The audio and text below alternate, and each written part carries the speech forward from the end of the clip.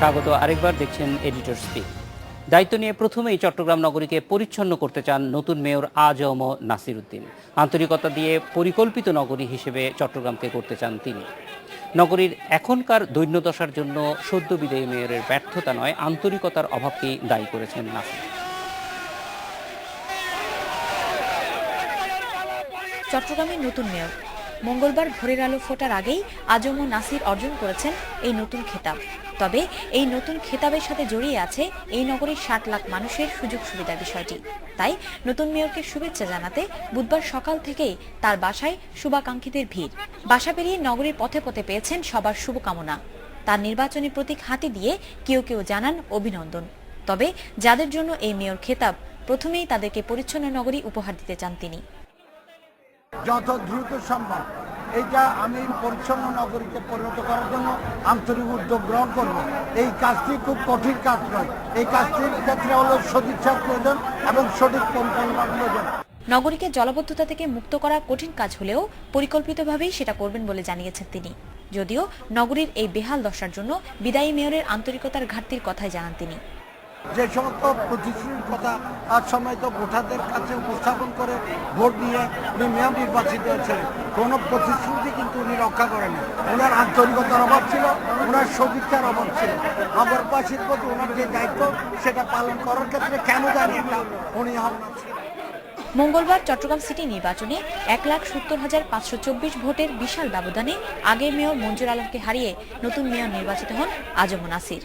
অবশ্য ভোট শুরুর মাত্র ৩ ঘন্টা পর নির্বাচন থেকে সরে দাঁড়ান বিএনপি সমর্থিত প্রার্থী মঞ্জুর। নাসরিন জাহান, ইন্ডিপেন্ডেন্ট নিউজ, চট্টগ্রাম। এ বিষয়ে কথা বলতে আমাদের সঙ্গে যোগ দিচ্ছেন সহকর্মী মামুন আবদুল্লাহ। বিস্তারিত জানবো তার কাছে। মামুন আবদুল্লাহ, প্রথমেই জানতে চাই যে ভোটের পরিচ্ছন্নতা নিয়ে নানান রকম প্রশ্ন উঠেছে, কিন্তু সেই প্রশ্নের মধ্যেই নগরীকে পরিচ্ছন্ন করবার একটা অঙ্গীকার আমরা দেখেছি নবনির্বাচিত মেয়র নাসিরের কাছ থেকে। এটি আসলে কতটুকু সম্ভব, এবং আমরা চট্টগ্রামের যেই জিনিসটি সবচেয়ে গত কয়েক বছর, এমনকি গত নির্বাচনের সময় সবচেয়ে বড় আলোচিত বিষয় ছিল জলাবদ্ধতা, সেটি দূর করবার ক্ষেত্রে আমরা আগের মেয়র মঞ্জুরের কাছ থেকে যেটা শুনেছি যে সরকারের কাছ থেকে সহযোগিতা পাননি। এখন সরকার দলীয় একজন আগের মেয়র মঞ্জুরের কাছ থেকে যেটা শুনেছি যে সরকারের কাছ থেকে সহযোগিতা পাননি, এখন সরকার দলীয় একজন মেয়র হলেন। ফলে এখন এই সমন্বয়টি কেমন হবে, এবং সেই ক্ষেত্রে নগরীর উন্নয়নের ক্ষেত্রে নাসিরের আসলে কোন কোন বিষয়গুলি আরও গুরুত্ব দেওয়ার প্রয়োজন মনে করেন?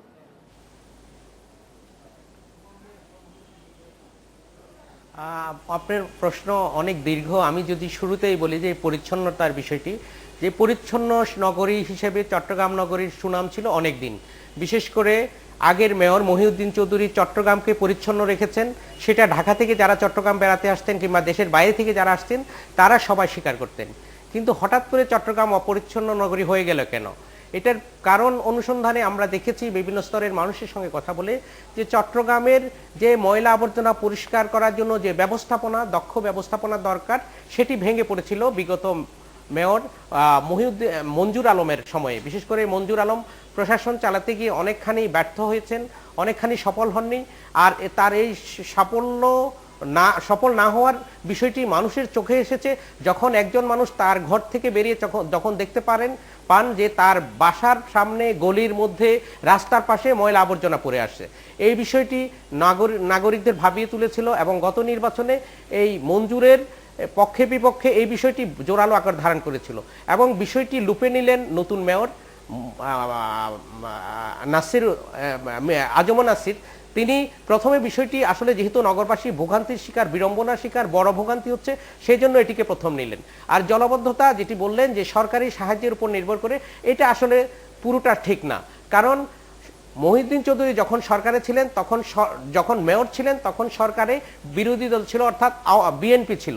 কিন্তু বিএনপির আমলেও মহিউদ্দিন চৌধুরী তার কাজগুলো ঠিকভাবে চালিয়ে নিয়েছিলেন। তিনি বারবার প্রধানমন্ত্রী, তার বিরোধী দল হওয়া সত্ত্বেও প্রধানমন্ত্রীর দরবারে গেছেন, বিভিন্ন মন্ত্রীদের কাছে ধর্ণা দিয়েছেন। ধর্ণা দিয়ে তিনি চট্টগ্রামের ন্যায্য পাওনা আদায় করে নেওয়ার ব্যাপারে তৎপর ছিলেন। কিন্তু গত 5 বছর আমরা কি দেখেছি?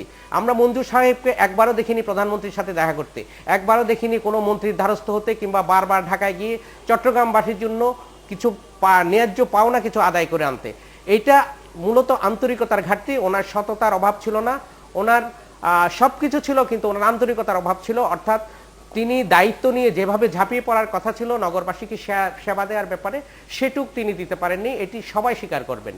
তবে সততা এবং সততার দিক থেকে এবং সিটি কর্পোরেশনকে দলীয়করণ না করার দিক থেকে তিনি অনেকখানি উতরে যেতে পেরেছিলেন, সেটা নগরবাসী স্বীকার করেন। আর জলবদ্ধতা দূর করা খুব কঠিন বিষয় না, কারণ সময় মতো যদি খালগুলো পরিষ্কার করা হয়, নালা নর্দমা পরিষ্কার করা হয়, তাহলে জলবদ্ধতা এতটা প্রকট হতো না বলে যারা নগরের মাস্টার প্ল্যান নিয়ে কাজ করছেন তারা আমাদেরকে জানিয়েছেন। আর এটি খুবই স্বাভাবিক, এটা ধারাবাহিক একটা প্রক্রিয়া। এটা ক্রমাগত রাখতে হবে যে নালা পরিষ্কার করা, ময়লা আবর্জনা পরিষ্কার করা এবং সেগুলোকে নির্দিষ্ট জায়গায় নিয়ে ফেলা। যেহেতু মঞ্জুর সাহেবের আমলে এই কাজটি ঠিকভাবে হয়নি, সেই জন্য নালা নর্দমা ভরে গেছে এবং পানি নিষ্কাশন ব্যবস্থা মূলত অবরুদ্ধ হয়ে পড়েছিল এবং সেই অবরুদ্ধ দশার কারণে মূলত জলবদ্ধতা হতো বলে যারা নগরের উন্নয়ন নিয়ে কাজ করেন তারা বিভিন্ন সময় আমাদেরকে জানিয়েছেন।